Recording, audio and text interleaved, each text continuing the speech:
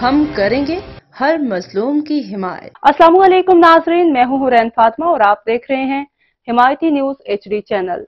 नजर डालते हैं आज की अहम खबर पर। कराची से रिपोर्ट, ब्यूरो चीफ सिंध हाकिम अली दिल भैंस कॉलोनी थाना सुखन की हदूद में बड़ी तादाद में साबुन की आड़ में कुकिंग ऑयल और घी इंसानियत की जानों से खिलवाड़ करके खिलाया जाता है। पता नहीं क्यों हमारे कानून के इदारों ने आंखों पे पट्टी बांधी हुई है। अगर कोई सहाफी निशानदेही करने जाता तो सैयदी कैसन की धमकियां और उनका कहना है कि कानून हमारे जेब में है, हम इनको पैसे देते हैं, कानून हमारा कुछ नहीं बिगाड़ सकता।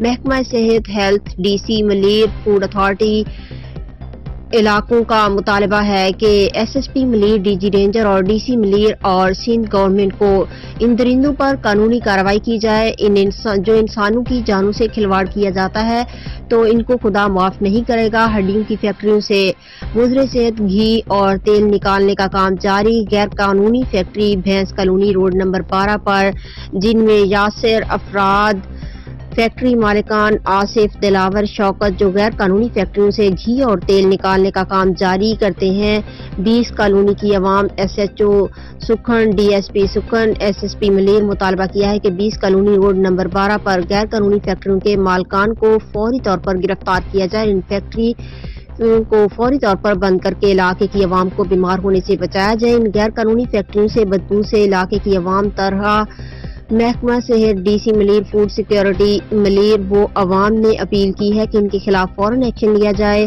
तरह तरह की बीमारियों में लोग जकड़े हुए हैं। बड़ी तादाद में स्किन, TB, कैंसर जैसे बड़ी तादाद में लोग मुतासर हुए हैं। जी हाकिम अली दिल, क्या अपडेट है, आगाह कीजिएगा।